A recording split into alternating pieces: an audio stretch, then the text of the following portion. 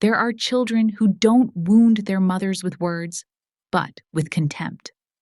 And there are mothers who don't fight back with tears, but with silence. This is the story of me. A woman who lost both her inheritance and her only son, and who, from the ruins once called love, learned to rebuild them both with her own hands. Before we begin this story, let me know where you are listening from in the comments below. My name is Linda Thompson. I'm 60 years old. And what I'm about to tell you today will forever change the way you see your own family. I once thought silence was the reward of old age. But there are days when silence screams louder than any sound in the world. Sunday morning in the suburbs of Los Angeles. Sunlight spilled over the rose bushes I've tended for decades. My phone buzzed. It was Martha calling. She sent me a link and said, "Linda, you should see this." I couldn't guess what it was until the post opened, my husband's wooden radio from World War II. I recognized every scratch, every carved line. It used to be the heart of our home. Below it was a cold description. Old item, urgent need for cash, quick sale. The seller, Ethan Thompson, my son. I called immediately. No answer. A moment later, a text came. "Hey, Mom, I sold it.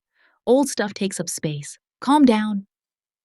Those two words, calm down, cut like a blade. I looked up at the wooden shelf, a neat, square void coated in dust where the radio once sat. There, I could hear the sound of my past being dismantled. That night, Ethan called back. "Mom, it's just an object," I said. "It belonged to your father." He laughed. "You talk like I sold his ashes." That laugh, cold and hollow, wasn't the laugh of the boy I raised.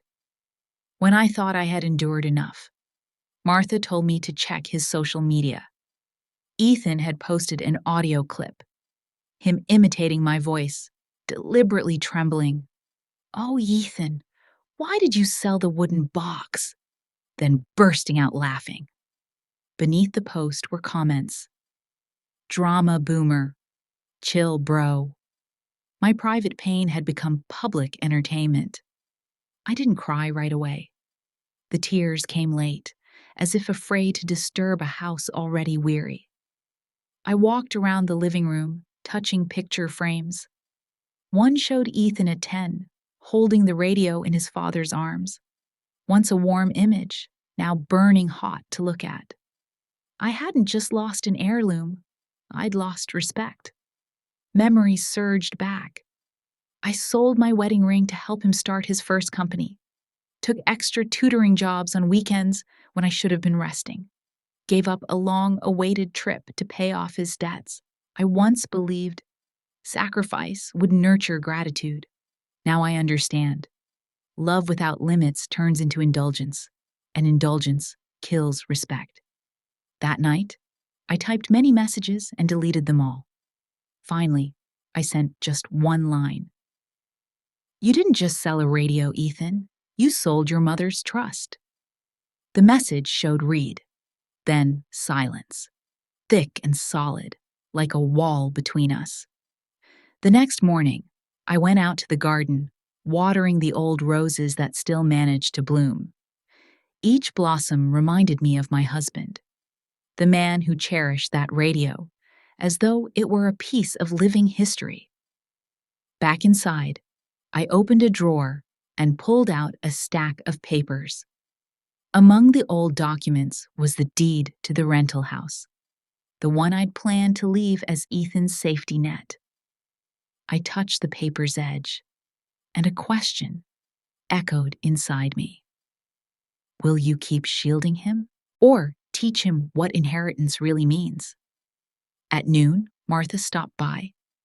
She laid a hand on my shoulder and said, "Everyone in the neighborhood saw the post, but they don't know what you've done for him." I gave a tired smile. "Maybe, but what I need now isn't defense, it's boundaries." She nodded. eyes red. When Martha left, the silence that remained suddenly felt meaningful, not empty, but a space where I could finally stand upright. By evening, I reopened the sale page. The post was marked Deposit Received. I imagined some stranger's hand lifting that radio, unaware of the stormy night in 1989 when we huddled around it for news, or the Christmas morning when my husband polished it with a worn cloth. Those memories would never reach them, because memories stay only with those who cherish them. Ethan had rejected that privilege. At night, I sat in the kitchen. The same kitchen that once hosted simple, warm meals, the same table where Ethan used to do his homework, ink-stained hands, chatter filling the air. Now he used his mother's voice for mockery. I wasn't angry anymore. Anger had passed. What remained was humiliation and clarity. I remembered what my husband once said. Teach your child the value of things, not their price. I had failed at the word value. By giving him too many exits, perhaps to save what was left, I had to make him pay the true cost. Late that night, a notification appeared. Ethan had posted a long essay about minimalism and the meaninglessness of possessions. He wrote, "Love isn't in things, it's in the future." I looked at the empty space on the shelf, where the radio had been, and thought, yes, love isn't in things, but respect is. Respect is how we treat shared memories, the efforts of those before us. He had forgotten that. I picked up the envelope containing the house deed. Every sound in the house seemed to pause. Even the wall clock slowed by a beat. I whispered, to the departed and to myself, today the line will be drawn. I placed the envelope in the folder marked Important Documents, planning to meet Mr. Peterson, my lawyer, in the morning. I would make changes, not to disinherit him, but to withdraw the privileges he'd assumed were his by right. That house would no longer be the lifeboat, keeping him from learning how to swim. If he wanted the shore, he would have to learn to swim first. When I turned off the lights, darkness filled the room. But it no longer frightened me, as it had in the lonely nights after my husband's death. For the first time, I felt peace within a painful decision, because motherhood isn't only an embrace. Sometimes it's a closed door that forces a child to find the key to their own life. I stopped before the fireplace, gazing at an old photo. My husband, young Ethan, and the radio between them like a thread binding the two. I laid my hand on the frame, eyes closed. If you're here, I whispered to the one who's gone, please understand me. I'm choosing dignity for our son over comfort. Tomorrow, everything will begin to shift. But right now, in this quiet house, I hear a faint sound, like the tuning of an old radio. Sss. Click. Maybe it isn't my imagination. Maybe it's the new frequency of my life. Clearer, less static, guiding me forward with a heart hardened, yet still capable of love. Because sometimes, the price of disrespect isn't the thing that's lost, but the person one must become to end it. And tonight, that person is me. The next morning, I woke earlier than usual. The sky was a soft gray. Sunlight hadn't yet fallen through the oak branches outside the porch. The house was unusually quiet. Only the ticking of the clock and the slow drift of coffee scent in the air. I sat there, hands on my cup, listening to the rhythm of my own breathing. Since my husband's death, I'd grown used to living alone. But this morning felt different. Not just lonely, but heavy, like a fog of sorrow wrapped around my heart. Martha called again. She said people were still talking about Ethan's post. Linda, don't listen to them. Everyone in the neighborhood knows you're a good woman." I gave a faint smile. "I'm not afraid of what they say, Martha. I'm afraid I raised him the wrong way." I walked into the garden, cutting a few late-blooming roses. The petals fell into my hand, so thin, so fragile it hurt to look. As I stared at them, I realized I, too, had once been like these petals, willing to fall to give myself away for my child. Ethan still hadn't called. Instead, I saw another new post online, a long video where he spoke about how the older generation doesn't understand new dreams, that young people must dare to break outdated traditions. He didn't mention me by name, but everyone knew. The comments praised him. "Well said, bro. Old parents always hold us back." My heart turned to stone as I read. It wasn't just the loss of respect. My own son had turned me into a symbol of the obsolete generation. Yet what hurt most wasn't the public humiliation, but the truth seeping into my mind. I had helped create this person. It was my unconditional love. Every time I rescued him, that taught Ethan mistakes would always have someone else to bear them. I went back inside and opened an old drawer. Inside lay a small wooden box, covered in dust. I lifted the lid.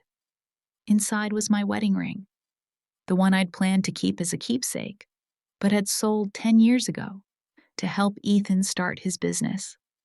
That company collapsed after 4 months. He said, "It's just an early setback," and I believed him, then withdrew my savings so he could start again. Looking back now, I wish I could hold that woman from 10 years ago and whisper to her, "Stop saving him, Linda. Keep saving him, and one day you'll lose yourself." I still remember that afternoon, sitting at the kitchen table, counting the last of my money, while Ethan promised, "I'll pay you back double." He never mentioned it again, and I never asked, because I thought a mother's love shouldn't be measured. Now I know.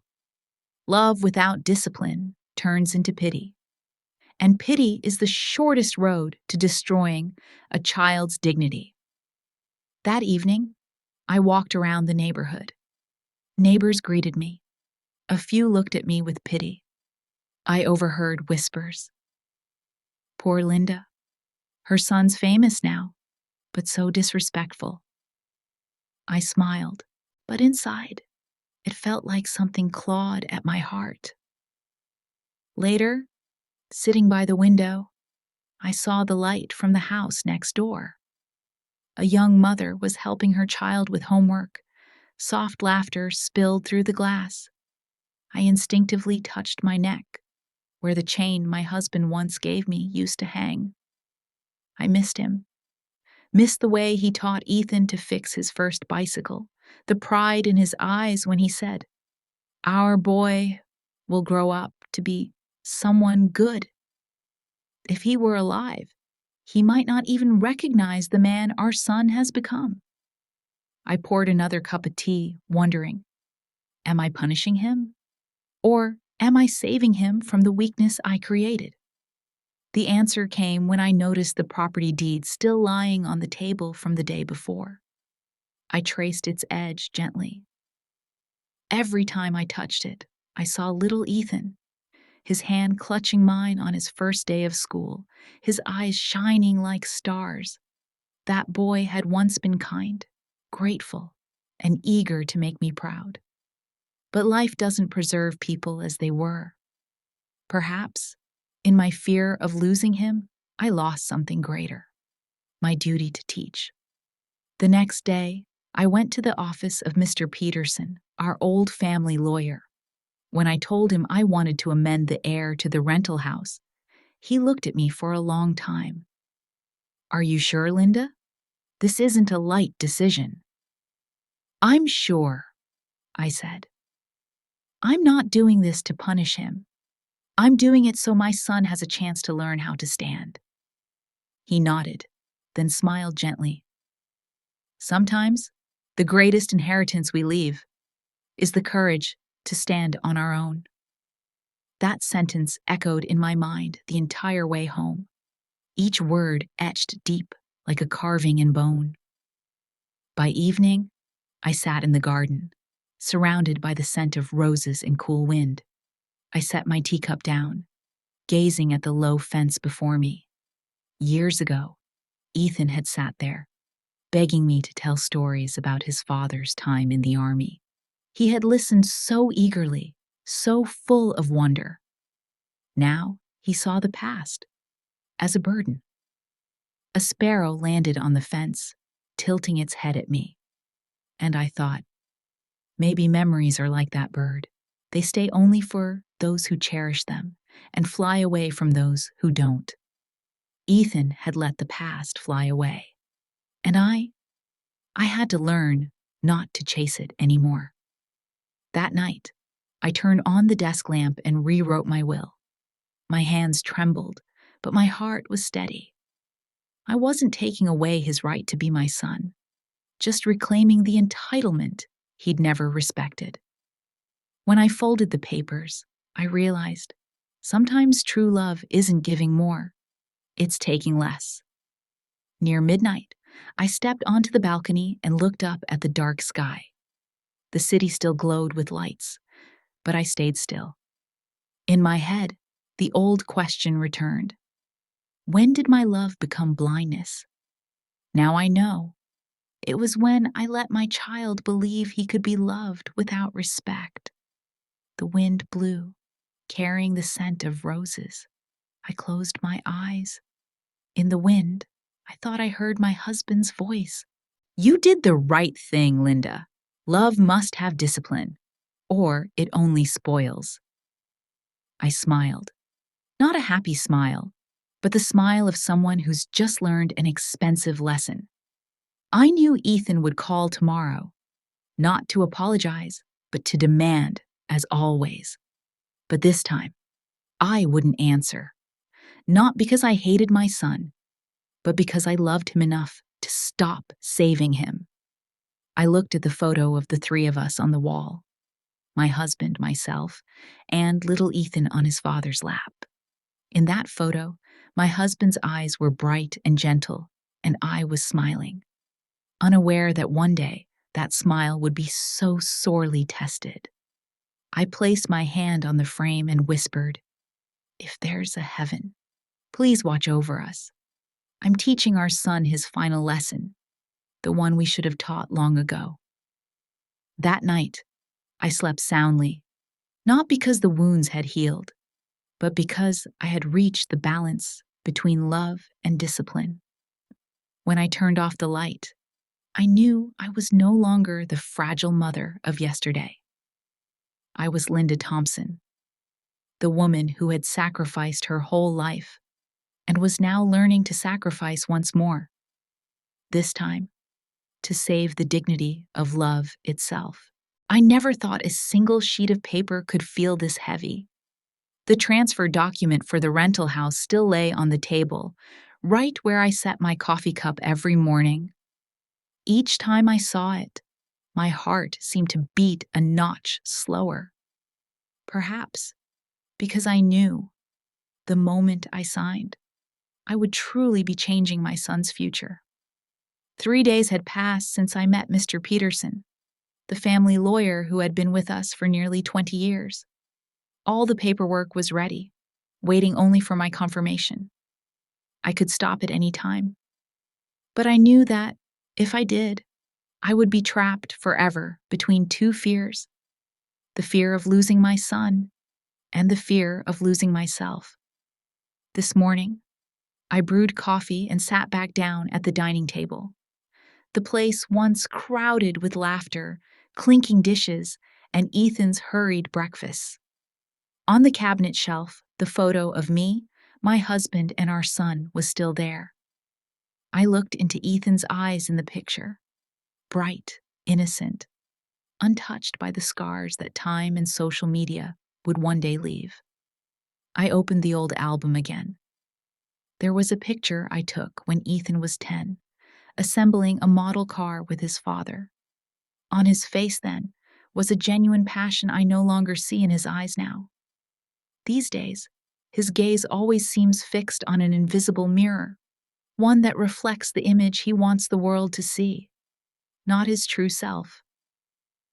I flipped a few more pages. A photo from his 18th birthday, when Ethan wore his high school graduation gown. I remember clearly that day, when my husband said, "He'll be able to do anything if he has discipline and gratitude." Thinking back now, I shuddered.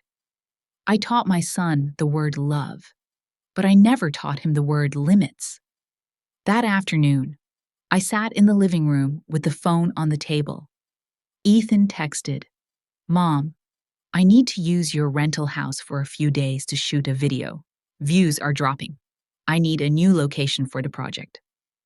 A short message, no greeting, no asking how I was. I stared at it for a long time, then replied, "No, Ethan, that house is no longer yours to use." Just one message. But for me, it was the first time in years that I said no. The phone rang almost immediately. Ethan's voice was irritated. "What? Are you kidding me? That's Dad's house." I drew a deep breath. "Your father left it, yes. But the one who kept it, who paid the mortgage, who kept it alive till today, was me." "What are you doing? What are you trying to prove?" I answered, slow but clear. "Not proving anything. Reminding you that everything you consider a given was once someone's sweat and tears." There was a few seconds of silence on the other end. Then he hung up. The room returned to stillness, with only the ticking clock. But this time, the silence didn't make me tremble. It made me steady. That evening, I took out a small notebook, the one I used to track expenses when Ethan was in college. Amid the faded lines, I found this note. "Bank loan, $5,000, help Ethan start a company." Right below it, a smaller line. "Ethan promises to repay when there's profit." That promise never came true. I smiled faintly, not a bitter smile, but the kind you wear when you're bidding farewell to a piece of the past. I know. What mother doesn't want life to be easier for her child? But when we shield them for too long, they forget how to stand. Ethan needs failure. He needs to fall with no one to catch him. And I, who once lifted him over every stumble, must now learn to stand still. Late at night, I received a voice message. "Mom, I don't understand why you've changed like this. I just wanted to borrow it. Why are you making such a big deal? I'm exhausted." His voice was no longer as arrogant as before, but still full of reproach. I listened to it again and again, and didn't reply. Sometimes, silence is the only language love has left. The next day, I met Mr. Peterson to sign officially. He handed me the pen, his eyes gentle but weighed down. "Linda, I know you're doing the right thing, but this is going to hurt." "I can bear it," I said. "This pain is smaller than the pain of watching my child never grow up." I signed. My signature trembled, but my heart was strangely calm. The moment the ink touched the paper, I knew. I had reclaimed the right to be a mother, not in tenderness, but in discipline. Toward evening, I watered the flowers. A light rain fell. Drops clung to the rose petals, glittering like glass. I suddenly remembered my husband's old saying. A rose bush is only beautiful when it's pruned at the right time. Maybe motherhood is the same. If you let weak branches grow wild, the blooms will never come. That night, I turned on a small lamp and wrote in my journal, a habit I'd abandoned long ago. I signed, "It hurts, but it's right." Perhaps true love isn't holding on. It's letting go so it can swim on its own. When I looked up, the mirror on the wall reflected an image of a silver-haired woman with deep yet bright eyes. In that gaze, I saw something I'd lost for many years: self-respect. Not only for myself, but for my role as a mother. Around midnight, the phone rang. Ethan again. I hesitated for a second, then picked up. "I just want to understand, Mom," he said, voice tight. "What are you trying to do?" I was silent for a few seconds, then answered. "You know, Ethan, I used to think love meant protecting you from everything. But it turns out I'm the one who made you forget the value of work and independence. Now I'm just giving back to you the chance to begin again with your own two hands. You don't believe in me?" Softly I said, "No, son. I do believe in you, but I can't live your life for you anymore." On the other end, only ragged breathing. Then the click of a hang-up. I set the phone on the table and sat still. Part of me hurt. Another part felt lighter, as if I'd just loosened a cord that had been strangling my neck for too long. The next morning, when I opened the door, I found a small slip of paper tucked under the doormat. "I get it, Mom, but I'm not ready yet." I picked up the paper and held it for a long time. Not an apology, but the first sign that Ethan was beginning to feel the consequences of his actions. I looked toward the fence where I once taught him to plant flowers and whispered, "It's all right, son. Not ready is still better than never learning." As the sun rose, I poured a fresh cup of coffee and sat by the window.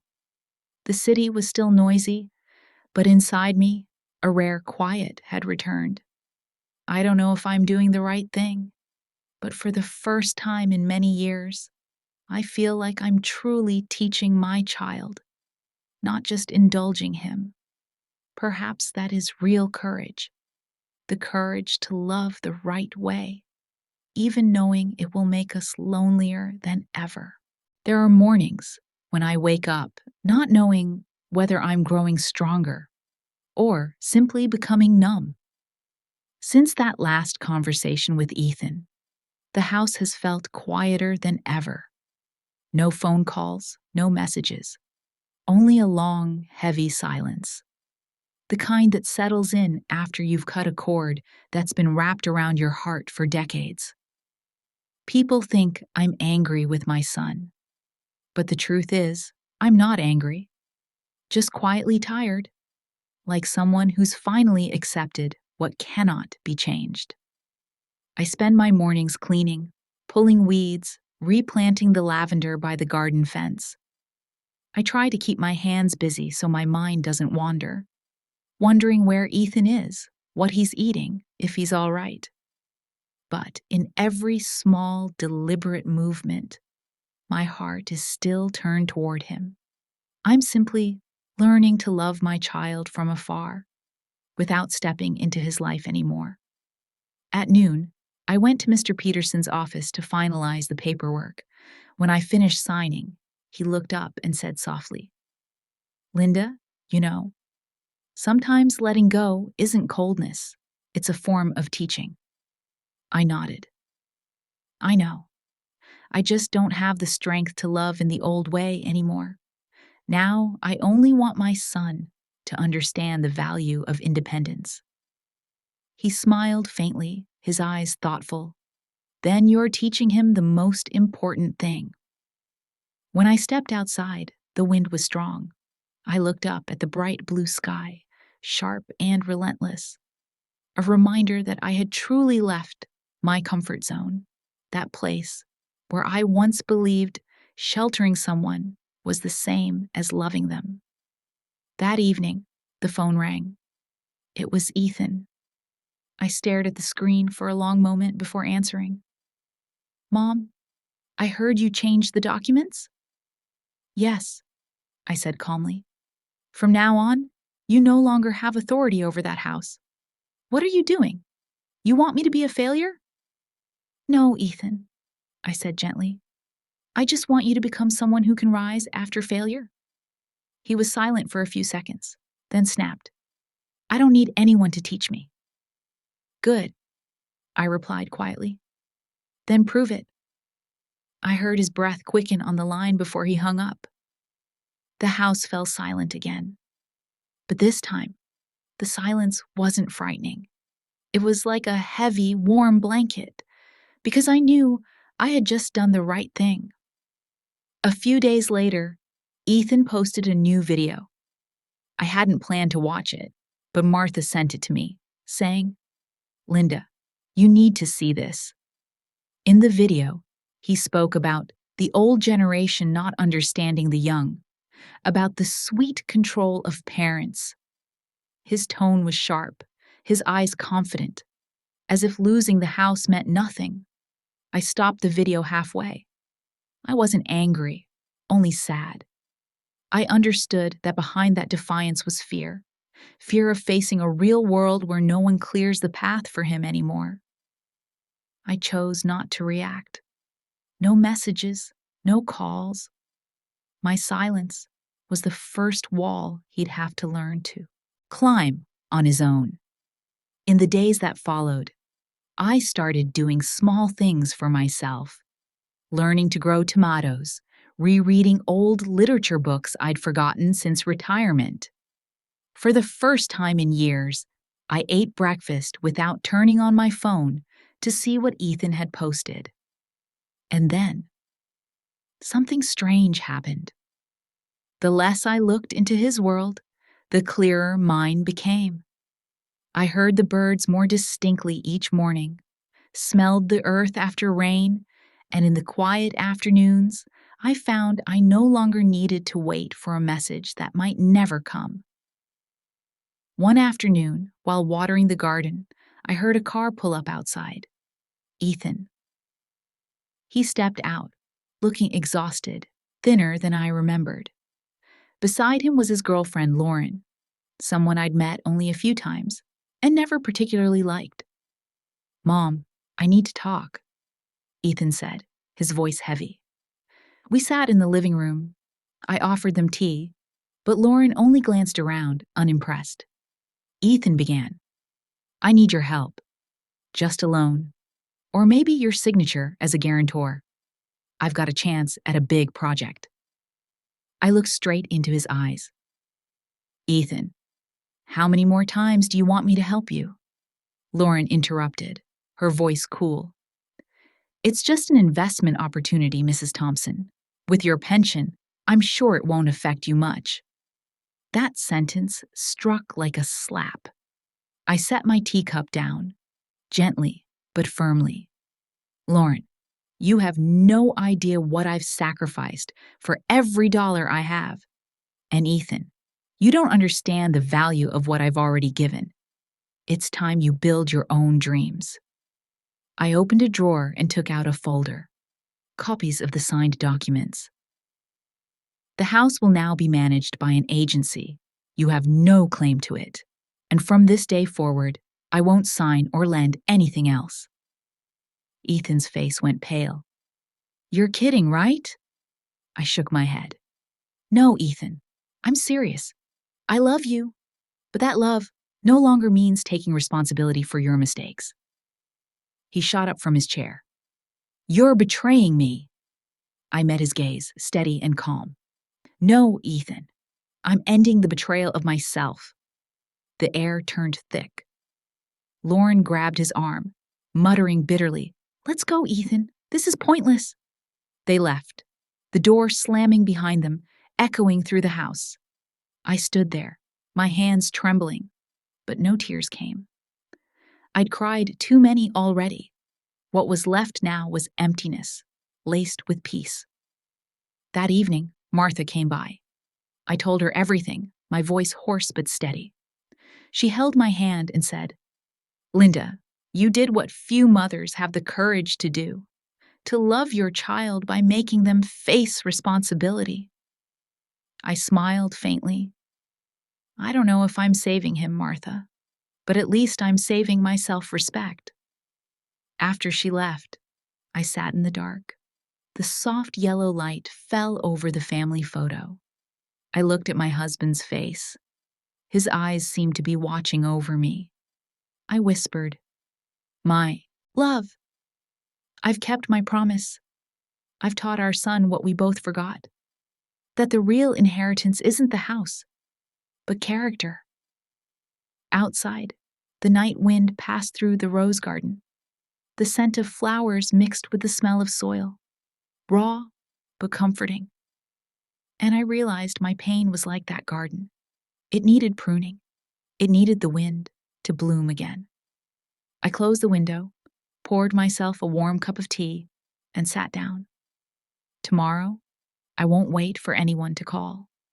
No more Ethan on Monday mornings, no more hollow laughter from his empty videos, just me. And the quiet peace beginning to bloom inside a heart once shattered. Maybe Ethan still doesn't understand. Maybe he'll hate me. But I know this. Every real love must pass through at least one breaking point. And if breaking is what it takes for my son to learn to stand, then it's a crack I'm willing to carry for the rest of my life. There are days when the silence in my house sounds like an undertow, a quiet ocean current pulling at the edges of everything. No more messages, no more videos from Ethan appearing on my feed. But I know the storm isn't over. It's only folding back on itself, waiting for the next wave to break. I've lived in that silence for nearly 2 weeks. Each morning, I make coffee, open the window, and breathe in the scent of roses and damp soil. I'm learning to love the small life that's mine alone, one that doesn't depend on updates from my son. But a mother, no matter how strong, never truly stops waiting. Each time the phone buzzes, even lightly, my heart still flinches. And then, one morning, what I'd both longed for and dreaded finally came. The sound of a car stopping in front of the house. I looked through the window. My heart tightened. Ethan. He wasn't alone. Lauren, the girlfriend I never felt close to, was beside him. I opened the door, keeping my voice calm. "Come in." Ethan glanced around the house. His eyes no longer held the contempt they once did, but there was no warmth either. Lauren gave a faint, dismissive smile, her gaze drifting over my modest furniture. We sat in the living room. I poured tea. The scent of licorice root floated softly through the air. Ethan didn't touch his cup. "Mom, I'm here to talk seriously," he said. I nodded. "I'm listening." "I need your help, a small amount, really. Just your signature as a co-signer. It's a big project, Mom. I can make 10 times the investment." Lauren jumped in. "If you don't help, the opportunity could be lost. Ethan's talented. He just needs a bit of support." I looked at them both. There was something in Lauren's eyes, not love, but ambition. She didn't care about Ethan. She cared about what he could bring her. I set my cup down, my voice soft but firm. "Ethan, I told you. I'm not helping you that way anymore." Lauren scoffed. "It's just one signature, Mrs. Thompson. You can't seriously begrudge your own son that." I looked at her for a long moment. "You don't understand, Lauren. I haven't begrudged him anything for 30 years, and that's exactly why I need to start now." The room went still. Ethan frowned. "I don't get it, Mom. That house, that money, it's part of this family. You're taking what's mine." I sighed. "No, Ethan. I'm giving back to you the chance to rebuild with your own hands. You've forgotten. Your father built everything from nothing. And you're selling that legacy piece by piece just to survive another video." Lauren cut in sharply. "Not everyone wants to live slowly like you do. Our generation's different." I met her gaze. Different, yes, but different doesn't mean ungrateful. Ethan stood, anger flashing in his eyes. You talk about gratitude. Have you ever thanked me? I've worked hard too, Mom. Just wanted you to believe in me. I looked at him. Beneath the anger, I heard the desperation. Ethan, I do believe in you. But belief isn't indulgence. It means letting you stand on your own, not letting me carry your debts. I opened a drawer and pulled out a folder, the papers for the rental house. Setting them on the table, I looked directly at him. Your father and I built that house through our hardest years. I was going to pass it to you, as trust, as a blessing. But you've forgotten that inheritance only belongs to those who understand its worth. I pushed the folder toward him. Read it, Ethan. The new manager isn't you. The house will be rented long-term, and the income won't go to you. It'll fund a scholarship in your father's name. Ethan froze. Lauren's mouth fell open. What? You're taking money out of his hands? She snapped. Calmly, I replied, No. I'm making sure that legacy serves something right. Children who want to learn, not chase illusions of fame. Ethan's hands shook as he held the papers. Mom, are you really doing this? I nodded. Yes, because I can't let your father be disappointed any longer. His face reddened with anger. You're destroying me. No, I said quietly. I'm giving you the chance to save yourself. Lauren tugged at his arm. Let's go. This is pointless. But Ethan didn't move. His eyes flickered. Anger, shame, confusion, all tangled together. Do you really think I can do anything without you? He asked. If you never try, I said, I'll never know. And if I don't pull back today, you'll never learn how to use your own hands. Ethan said nothing more. He turned, pushed the door open, and left. The slam echoed through the house like a blade cutting the room in two. I stood still, staring at the untouched cup of tea. It had gone cold, bitter, but still faintly sweet with licorice. That sweetness, the last trace after bitterness, was what lingered. That night, I sat by the window, moonlight spilling over the garden. In my mind, my own words replayed, You need to learn how to save yourself. I didn't know if he understood, but for the first time in many years, I felt like a real mother.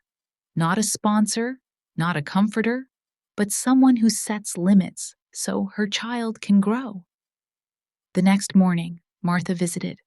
After I told her everything, she just held my hand. Linda, you chose the hardest road, but it's the right one.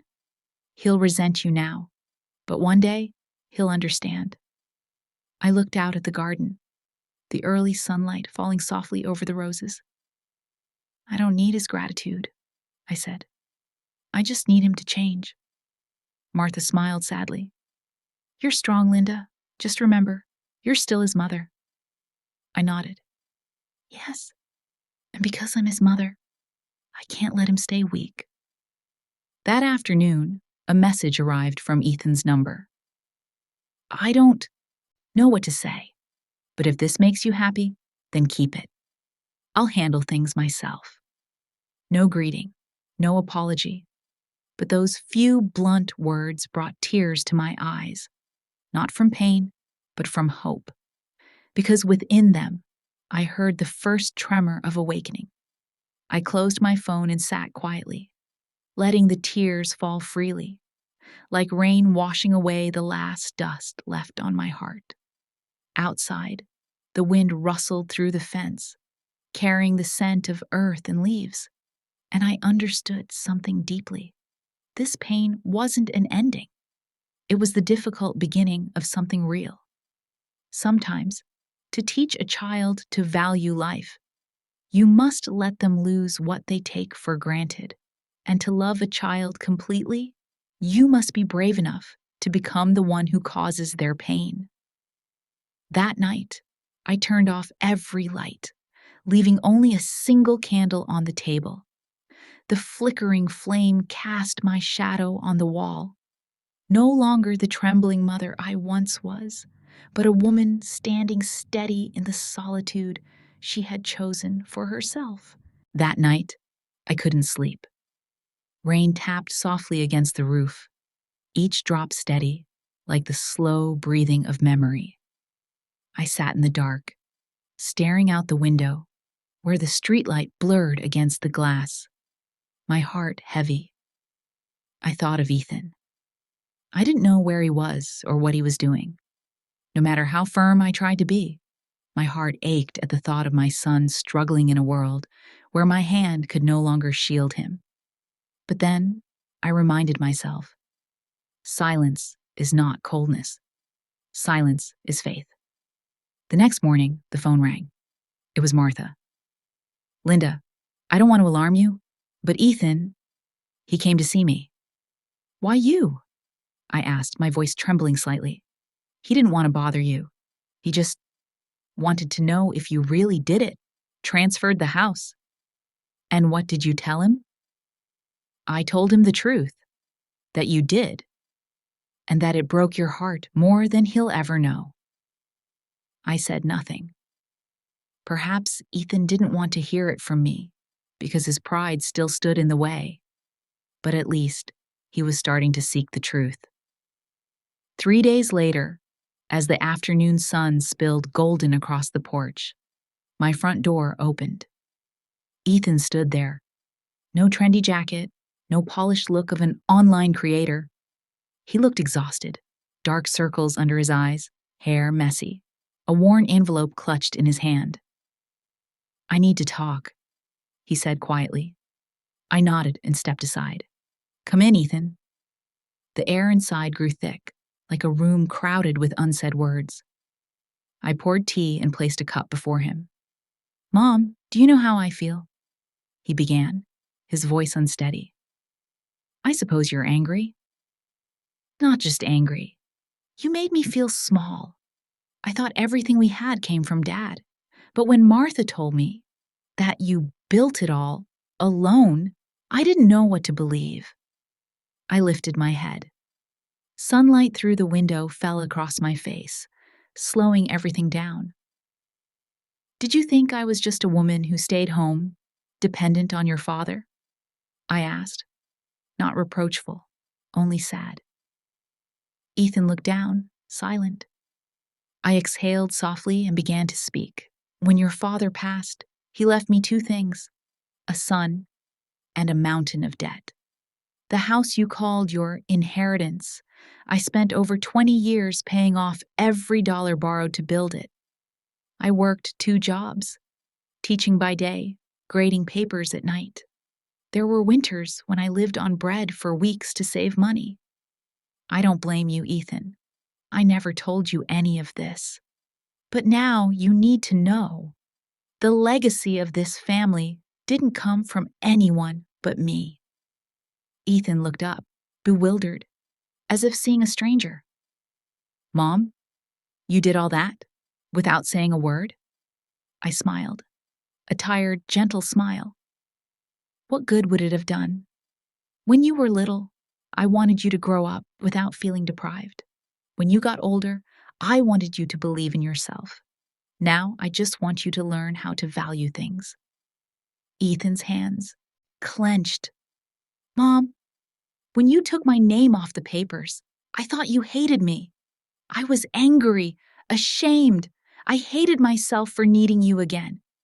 But after hearing this, I realized you never took anything from me. I'm the one who took from you. Your time, your trust, your sacrifices, and you never asked for any of it back. I was silent. His words pierced deep, but somehow they healed too. Mom, Ethan continued, I didn't understand. I thought you were clinging to the past, to old things. But now I see what you kept wasn't objects. It was meaning, the meaning of sacrifice. I didn't speak. I just reached out, resting my hand lightly on the table.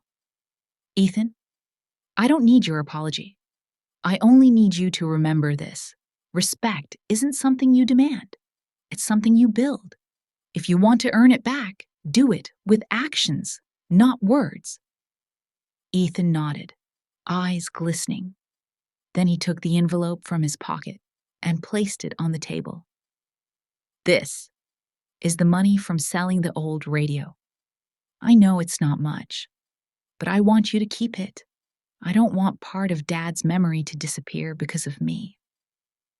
I held the envelope, fragile, yet weighty in my hands. You don't have to give it back, Ethan. Just remember, when you earn something with your own effort, value it as deeply as I once valued every dollar I made. He nodded, eyes fixed on the steaming cup of tea. Mom, I'll try again. Not because you want me to, but because I need to. I've lived too long believing someone else would always fix my mistakes. I smiled.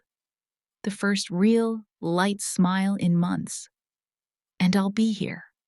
Not to catch you, but to watch you stand. In that moment, something shifted between us. A space once empty now quietly filled, not with apology, but with understanding. Ethan stood. Before leaving, he turned, his voice barely above a whisper, afraid to break the fragile calm. I don't know if I've really changed yet. But Mom, I'll try. I promise. I nodded.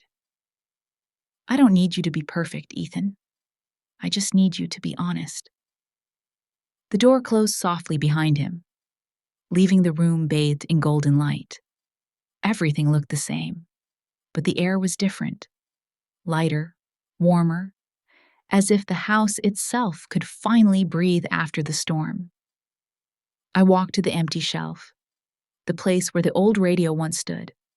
I set the envelope there, unopened, leaving it as a reminder. Sometimes, the greatest act of redemption isn't in giving back, but in recognizing what was lost. That night, I wrote in my journal. Today, my son didn't turn away. He looked into my eyes and saw himself. Change will take time, but the seed of growth has been planted. And I, the mother who thought her heart had run dry, felt it warm again. Outside, the rain had stopped. The wind slipped through the curtains, carrying the scent of fresh earth. I looked up and whispered to my late husband. My love, he finally listened. Maybe the greatest lessons we leave behind aren't in what we give, but in what we must first lose. I blew out the candle on the table. The flame flickered, then vanished. In the dark, I could hear my heartbeat. Slow, steady, peaceful. For the first time in months, I slept soundly. Not because everything was fixed, but because I knew my son's journey toward becoming himself had finally begun. After the day Ethan left, my house returned to the same silence as in the beginning. Except this time, that silence wasn't emptiness. It was the aftertaste of a storm that had passed. In the first days, I still startled whenever I heard a car stop at the gate, still glanced at my phone whenever a message arrived. But slowly, the quiet drew me back to my old rhythm, brewing coffee, watering the roses, listening to the music my husband used to love, then reading a few pages before dusk. I realized that, in those small movements, my heart was learning how not to wait anymore. But how can a mother truly stop waiting for her child? It's impossible. I simply no longer allow that longing to control me.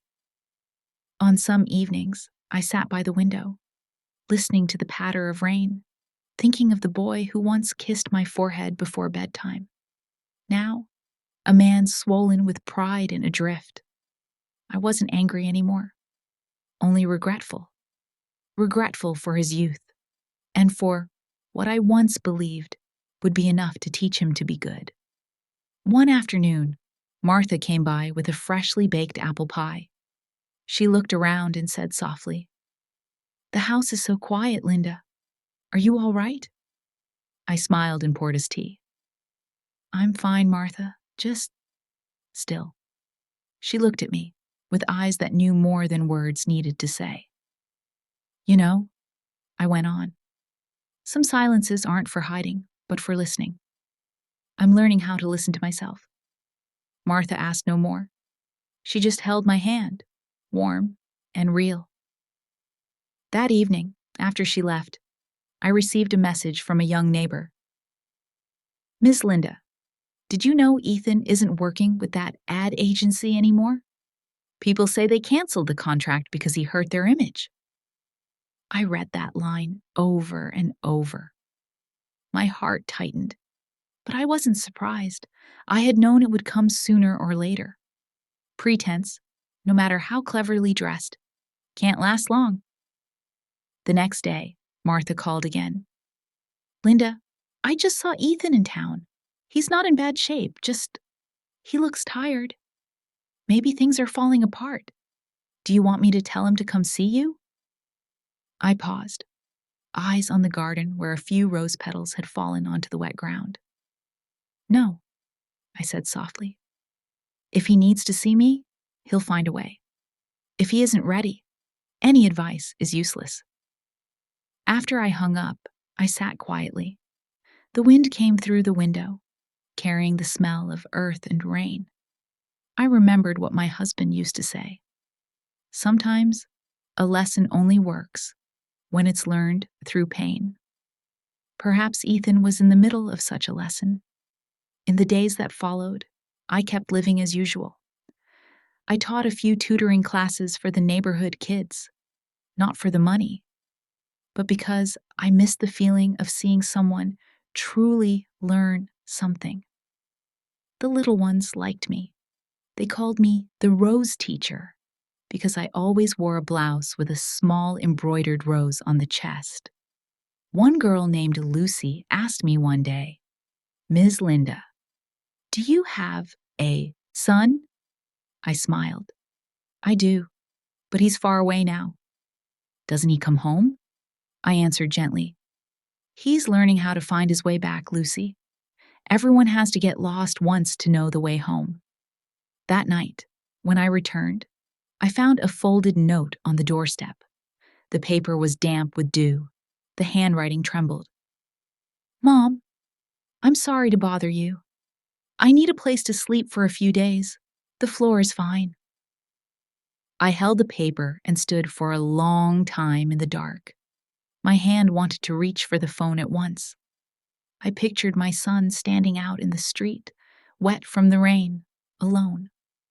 But then a voice inside me murmured, "If you open the door now, everything you've done will be meaningless." I folded the note, set it on the table, and did not reply. That night, I stayed awake until nearly dawn. I didn't cry. I just stared at the ceiling, listened to the rain drumming, and asked myself, can a mother love her child down to the bone and still dare to let him suffer? The answer, I realized, is yes. Because that is true love. The love that knows when to let go. The next morning, I taught at the community center. When I wrote the word family on the board, a child asked, "Ms. Linda, does family mean everyone is always close together?" I paused and smiled. Not exactly. Family means we still love each other, even when we have to be apart. In that moment, I felt my heart ease. In the afternoon, I passed the corner store and overheard two young men talking about Ethan. That guy's doing manual labor now, lost all his contracts, got kicked out of his apartment. Really? That's rough. I walked by, pretending not to hear, but my ears rang. Every word was like a tiny pinprick to the heart. I knew Ethan was paying the price. That evening, I brewed a cup of tea. When I returned to the living room, I found a small envelope slipped through the door. Inside was another note, the handwriting more careful. Mom, I understand now. I don't blame you. I just need to know that you still believe in me. I sat down and read that line again and again. A feeling both painful and light washed over me. I set the note beside the teapot as if it were a small sign. Fragile, but true. When Martha stopped by, I told her. She squeezed my hand and smiled. Linda, he's waking up, little by little. See? He didn't ask for money, didn't accuse you. He just wanted to know you still believe in him. I nodded. Yes.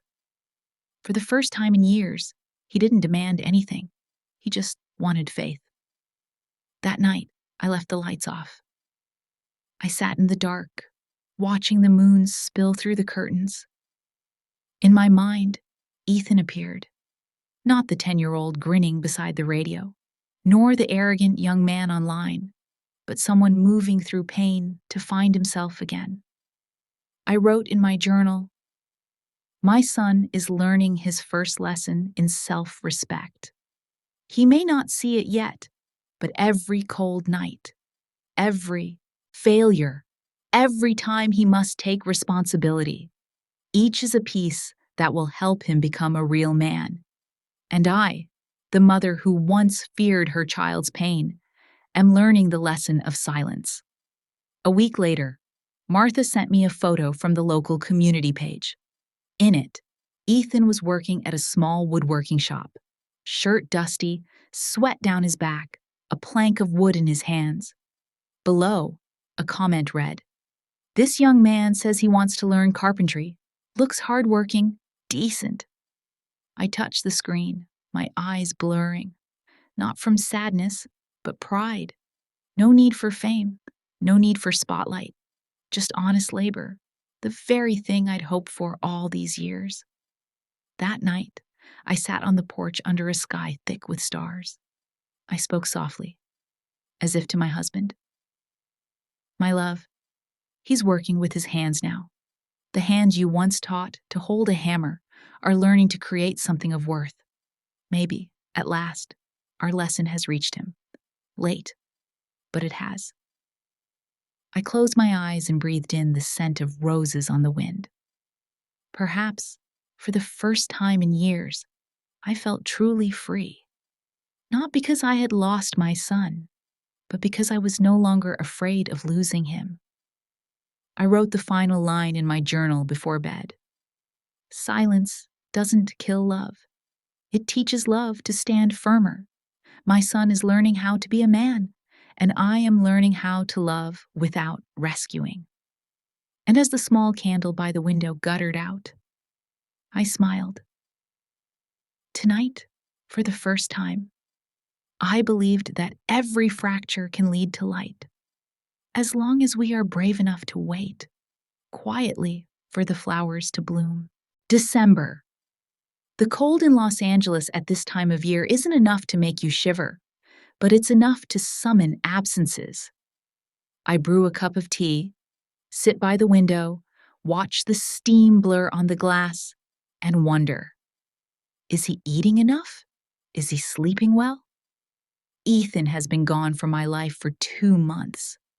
No messages, no emails, no inquiries, only silence. A kind of silence that forces a mother to learn how to love without hearing her child's voice. I keep living like that, repeating ordinary days while secretly hoping for one small, extraordinary thing, that he will come back, not to ask for money, but to say something true. That afternoon, I was picking leaves in the garden when I heard a car stop at the gate. The engine cut off. A door slammed. I looked up. Ethan. He stood there. No fancy coat, no phone in his hand, no forced smile for the camera, just a young man with a tired face, dark-rimmed eyes and streaks of wood stains still on his wrists. "Mom!" His voice was hoarse, weak, but real. "I didn't come to ask for anything. I just wanted to see you." I stood still for a few seconds, then opened the gate. "Come in, Ethan." The gate creaked softly, exactly like the sound of old memories easing open. He walked slowly along the red brick path, looking around at the garden where the rose canes were now bare. "No flowers anymore," he said quietly. I nodded. "Flowers need to sleep to live again, Ethan. People do too." We went inside. The smell of chicken soup and toasted bread filled the kitchen. He looked around, breathing in slowly. "I remember this smell, the smell of home."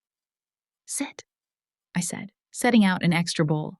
"I still cook more than I need, as if I'm still waiting for someone to eat with me." He sat down. The last of the afternoon light slanted through the window onto the wooden table, where 2 bowls of soup were steaming. We both ate in silence. The spoons touching the bowls sounded regular, mingled with the soft breathing of someone trying to keep emotions in check. After a while, Ethan set down his spoon. "I'm working at a carpentry shop near town. Not much money, but I like it. People there are real, Mom. No one cares whether I was once famous or whether I failed. They just ask what I made today." I looked at his hands, calloused, nicked, dusted with wood shavings. "Does it hurt?" "Yes, but it's the kind of a pain that lets me sleep well. For the first time, I feel tired without feeling empty." I nodded, smiling. "You've learned what it took me half a lifetime to understand. Only when you do something real can a person be at peace." He lowered his head, silent. After a moment, his voice went rough. "Mom, I don't know how to say this. I was wrong. About a lot. I used to think you humiliated me, cut off my inheritance just because you were angry. But then, working at the shop, I met an old craftsman. He said, 'When someone dares to let you stumble, it means they still believe you know how to stand back up.'" He looked up, eyes red. "You believed in me like that, didn't you?" I tightened my hand around the teacup. "Yes, Ethan, I believe. And precisely because I believe, I let go." He swallowed, choked. "I made you bear a bad reputation, made the neighbors pity you, the internet mock you. I feel so small." I shook my head gently. "No, son, I don't need a perfect child. I just need a genuine one. And today, I see you being genuine." Silence settled. We looked at each other. No need for many words. Each sentence stitched up the quiet tears in the fabric of the past months. Ethan exhaled, then took a small object wrapped in newspaper from his pocket. "This, I made it, not to make amends, but to give to you." I opened it, a wooden spoon with the words, clumsily carved, "For Mom." Tears sprang before I could speak. I stroked the handle lightly. The wood was still rough, the edges hard, but I could feel each cut, each awkward stroke of his knife. "You made it yourself?" "Yes." I picked a leftover piece of wood at the shop. My boss said it was cheap stuff. No one wants it. But I thought it was beautiful. It reminded me of you. Not flashy, but durable. That sentence touched my heart like a gentle tap. Not painful, just warming. I smiled, tears still falling. "I'll use it every morning. To remember that, in the end, what you create isn't a video, but something you can touch." Ethan lowered his head. "Mom, I'm not asking for forgiveness. I know my mistakes are big, but I want you to know that, for the first time in my life, I've earned my own money, paid my own rent, eaten what I paid for with the work of my own hands. You were right. Freedom isn't having everything. It's daring to take responsibility for your choices." I nodded, laying my hand gently on the table. "Ethan, I don't need you to atone. I need you to live honestly. Forgiveness is my business. But trust, that's something you have to rebuild yourself." He looked at me, his voice trembling. I'll do it, Mom. Not because I'm forced, but because I want you to be proud again. I stood and poured more tea. The door of this house is never locked, Ethan. But I hope you step through it because you want to, not because you have to. He gave a small smile, the kindest smile I've ever seen on him. This time, I truly want to. Before leaving, he turned back and said softly, "Thank you for not opening the door the night I asked to sleep over. If you had, I probably still wouldn't know my own worth." I was choked with emotion. I only nodded, watching him step onto the porch. The sunset lit his shoulders, throwing into relief a thin frame that was nevertheless steady. The gate closed, but this time it didn't ring like a cut. It sounded like a gentle closing breath. I sat down, looking at the wooden spoon in my hands.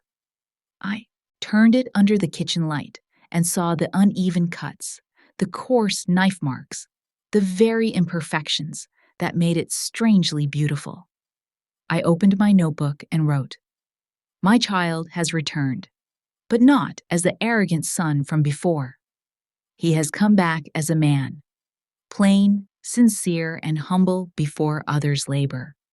The hardest kind of love is not forgiveness, but allowing the one you love to learn how to become good." I set the spoon gently beside the family photo. Candlelight flickered on the words, "For Mom," trembling, yet bright. That night, I brewed another cup of tea, not because of the cold, but because my heart needed warmth.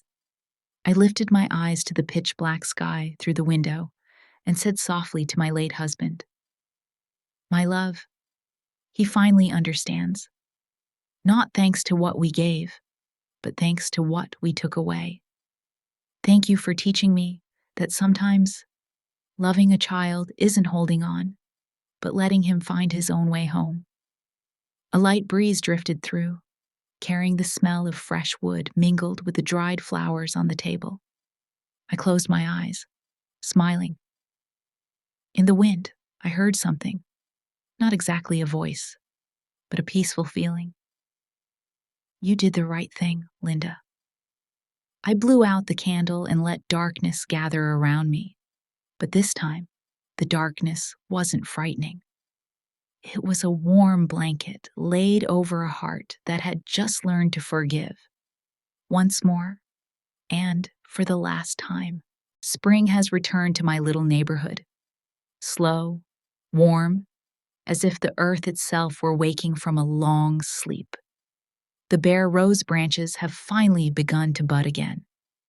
I sit by the window, tea in hand, watching the first light of day fall across an old photograph of 3 people: my husband, Ethan, and me. We're all smiling. Yet I know, sometimes even old smiles must be relearned in the present. Since the day Ethan came back and gave me the wooden spoon, I haven't seen him again. Not because of distance, but because we're both giving each other the space to breathe. I know he's busy. Not filming, not chasing contracts, but rebuilding with his real hands. Every morning, I still use that spoon to stir my tea. The wood has darkened a little, stained by water and time. But each time I touch it, I feel as though I'm touching my son's heart. Awkward, but warm. One day, while I was collecting dried leaves in the garden, Martha came by.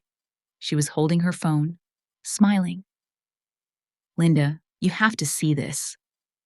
I wiped my hands and stepped closer. On the screen was a photo posted to the town's community page.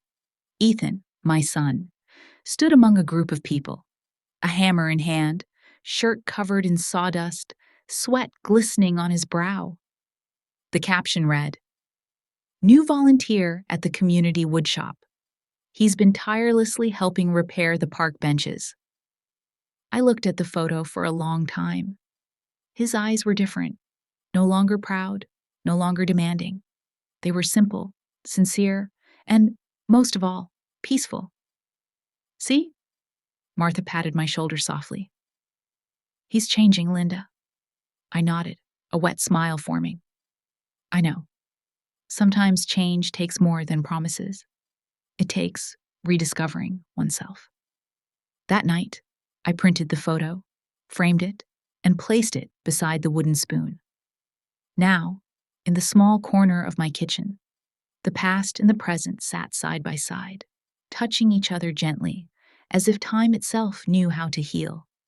I wrote in my journal, "My son no longer stands before a camera. He stands before life, with real sweat and real hands. Perhaps in every drop of that sweat lies the apology he couldn't say. And I, the mother who once wept, finally understand. Redemption doesn't live in words, but in action." 3 days later, after watering the roses, I found an envelope in the mailbox. No return address, just a simple line. "For Mom, from E." I opened it. Inside was a photo of Ethan at the workshop and a folded note. In the photo, he was sitting on the floor, head bent in concentration, carving a piece of wood with a chisel. On the note were these words, "I'm learning to make chairs. The first one will go to the park. The second one is for you.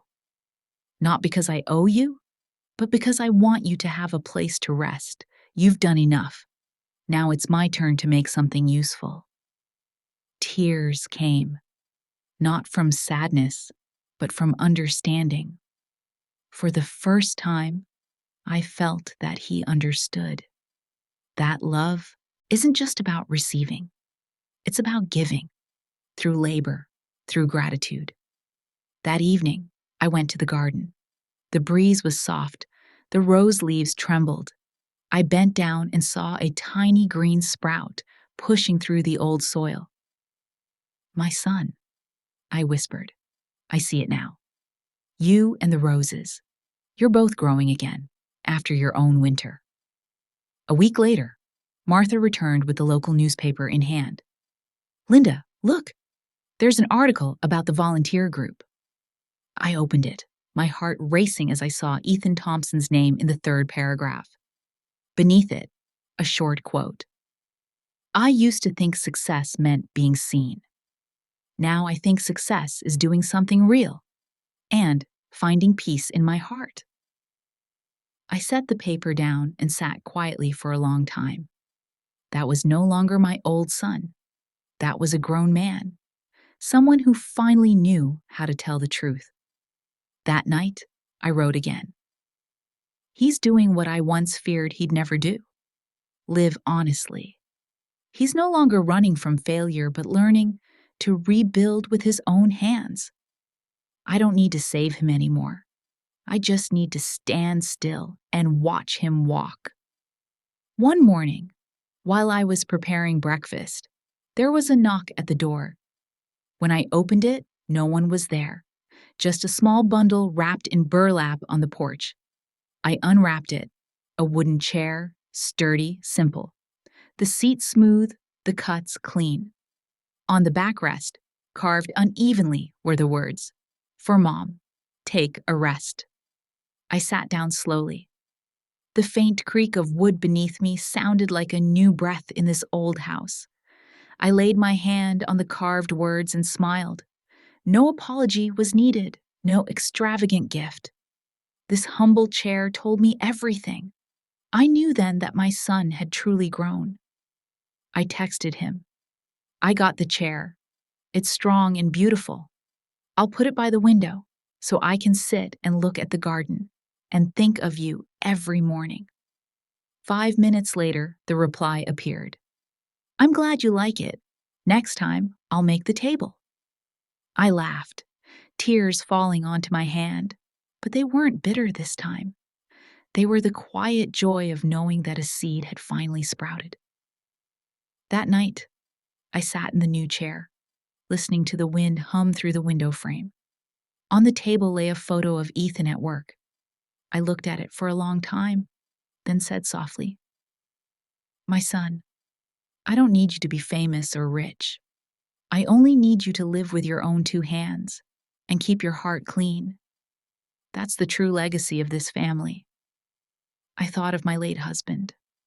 In my mind, I saw him standing in a wood shop, smiling gently, watching our son wield a hammer with pride. I whispered, "My love, he understands now, not because of what we left him, but because of what we made him lose." Outside, the night wind blew, carrying the scent of new wood. I closed my eyes, and it felt as though the house itself was breathing again, the rhythm of renewal. I wrote on the final line of that day, "True love never dies. It simply changes form, from tears into smiles, from pain into action, from loss into growth." Ethan is changing, and so am I. We are both learning to love again, authentically. The moonlight fell through the window, shining across the carved words on the chair's back. "For Mom, take a rest." I rested my hand there and nodded. For the first time in many years, I truly felt at peace. That summer, the sunlight in Los Angeles felt strangely gentle, not the harsh, burning kind of previous years, but soft, honey gold, and forgiving. I opened the kitchen window and let the breeze carry in the scent of roses blooming by the porch. The house was the same, old, quiet, but something in it had changed. Not the furniture, not the walls. It was my heart that had finally found its calm. Since the day I received the wooden chair, I no longer counted the days waiting for my son. I knew Ethan was still working at the carpentry shop, sometimes helping neighbors fix their furniture. Martha told me he'd even started teaching a few young men in town, boys like he once was, lost in the false brightness of social media. I simply smiled. Good. At least now he's passing on something real. That morning, while I was cleaning the kitchen, the doorbell rang. I opened it, and my heart softened. Ethan stood there, holding a basket of fresh fruit, wearing the gentlest smile I'd seen in years. "Hope I'm not interrupting," he said. "Of course not," I replied. "I was just thinking, it's been so long since you came here with a smile." He scratched his head, grinning. "I didn't come empty-handed this time. Do you have a little time? I want to cook with you." I laughed, my laughter breaking out, like the warm clack of wood in the kitchen. "Cook? You know how?" He shrugged. "I learned a bit at the shop. They say carpentry and cooking are the same. Both need patience and the right heat." I let him in. The faint scent of wood clung to his shirt, blending with the fragrance of roses from the yard. A comforting, familiar warmth. In the kitchen, Ethan took off his jacket, rolled up his sleeves, and looked around like a child, walking back into memory. "Still the same, huh?" I nodded. "I don't change much. Maybe because I'm afraid if I do, what's left of your father will disappear too." He stopped for a moment, his gaze resting on the corner cabinet, where the old radio used to stand, now just an empty space. "Mom," he said quietly, "I have something for you." He set a small wooden box on the table. Inside was a radio, not the old one, but handmade, its surface polished smooth, its frame precise. In the lower corner, engraved words read, "In memory of Dad, rebuilt by his son." I froze. My fingers trembled as I touched the fine grain of the wood. "You made this?" Ethan nodded. "I found some old parts at a thrift shop, worked on it for 2 months, not to replace Dad's radio, but to remind you that our legacy isn't in what we keep, it's in what we rebuild." Tears welled up, falling onto the table. "Ethan, I once feared I'd lost you forever, but now I see. Sometimes we have to lose things to find ourselves again." He stepped closer, voice soft. I used to be afraid you'd never forgive me. But now I know. Forgiveness isn't forgetting. It's having the courage to begin again, even while the past still lives. I smiled through tears. You've learned what most people take a lifetime to understand, and you learned it through your own pain. Ethan took my hand, rough, calloused, warm, real. I was foolish, Mom, but with every hammer strike, every cut on my hands, I thought of you. I finally understood. Respect has a price, but it's worth paying. I cupped his cheek, looking into his eyes. I don't need you to be anyone else. I just need you to live decently, for yourself. Then we began to cook together. The sounds filled the kitchen, knife against board, water boiling, Ethan laughing when he spilled the seasoning. First time cooking with me? I asked. No, he chuckled. Remember when I tried baking cookies? I laughed aloud. Of course, the oven almost caught fire and I ran around the house with a frying pan. We both burst out laughing. In that moment, we needed no music, no apologies, just laughter and the smell of food, the simple, living sounds I had waited more than a decade to hear. When the meal was ready, we sat at the table. Ethan looked around and said quietly, I've spent months without you, without money, without an audience. But somehow, I feel lighter. Maybe I was looking for validation in the wrong places. I looked at him, no longer the prideful young man chasing attention, but someone who'd learned that real worth lies in honesty. Ethan, I said, we both made mistakes. I once loved you the wrong way, and you once misunderstood love. But what matters is, we're still here, together. He smiled. Thank you for not giving up on me. I shook my head. No, my son. Thank you for finding your way back. We ate, talked, and laughed. The kitchen that had once held tears and arguments now held forgiveness. After the meal, Ethan stood and switched on the new radio. A familiar tune played, the song my husband used to play every Sunday morning. The sound was warm, a little crackling, but achingly real.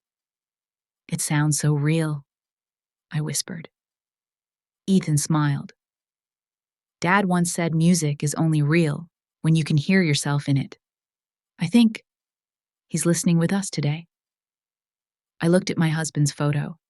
The sunlight from the window glinted on the glass, and for a moment, I could almost see him smiling.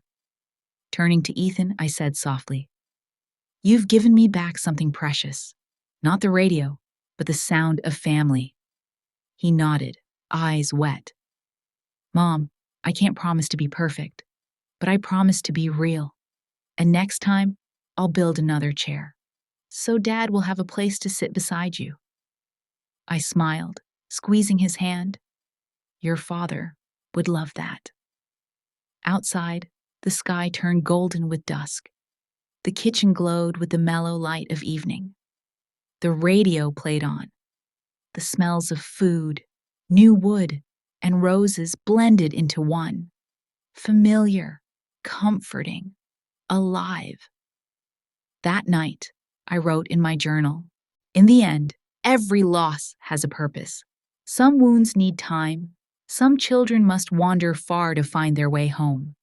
But love, even when betrayed or broken, can be rebuilt with hands, with tears, and with forgiveness. Before bed, I paused by the kitchen corner. The wooden chair, the spoon, and the new radio sat together. 3 humble objects that held our entire journey. I thought, if tomorrow never comes, at least I've lived long enough to hear this song again, the song of forgiveness. And I finally understood. Redemption is never given.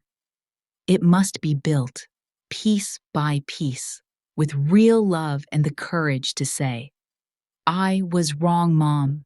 Sometimes Life doesn't need loud acts of revenge, because the greatest reckoning is when the very person who once looked down on you must learn to rise from the pain they caused. I never made Ethan kneel. I simply stood still and let life teach him the lesson I no longer had the strength to give. Now, as the new radio plays the old melody once more, I understand. The most beautiful revenge is not to make someone suffer, but to make them awaken, to live truthfully, and to love again. I once lost my husband, my son, and my faith in people. But perhaps from those losses, I rediscovered the quiet worth of peace, something no wealth or fame could ever buy. If you have ever been hurt by someone, your child, your family, or the person you loved most, don't rush to hate. Let silence do its work. Because sometimes, silence is how the universe speaks for you. And if you've ever had to choose between holding on and letting go, tell me, what would you choose? I want to hear your story, because perhaps within all our pain lies the same song, the song of forgiveness.